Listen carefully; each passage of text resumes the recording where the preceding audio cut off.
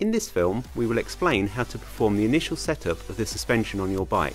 Setting the correct sag and finding a good balance between front and rear is important to achieve the best possible traction and control. When you have set up your bike, go out and ride it. Then continue to adjust it until you find a setting that works for you and how you ride.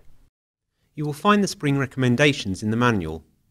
You can also get an individual recommendation for many bike models by using the Performance Suspension Guide at Öhlins.com. Make sure that the high-speed compression adjuster is not in the pedal position.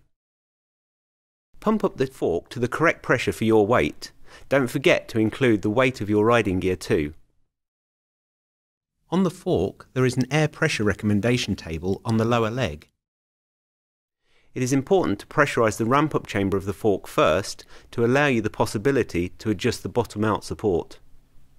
When adjusting the pressure of the shock or fork, it is important to equalize the pressure of the positive and negative chambers. To achieve this, simply compress the suspension a few times with your own body weight. Now it's time to get on your bike. Stand in your normal riding position. Make sure you do not pull on the brake levers during this process, as it can affect the outcome. Find 2 points on the bike where you can measure the rear shock stroke. It can be end to end on the spring or eye to eye on the shock. A good starting point is 30% sag, but it does vary between bike manufacturers, so be sure to check their recommendation. Adjust the preload of the shock. This can be a maximum of 2 turns from when the preload adjuster first touches the spring. You'll need a stiffer spring if the existing spring requires more than 2 turns of the preload to achieve your desired sag.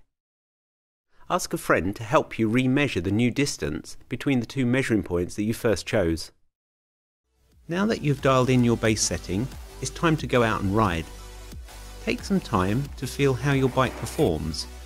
Fine-tune your settings by adjusting the air pressure up or down, adding or decreasing the coil preload, and using the clicks on the damper.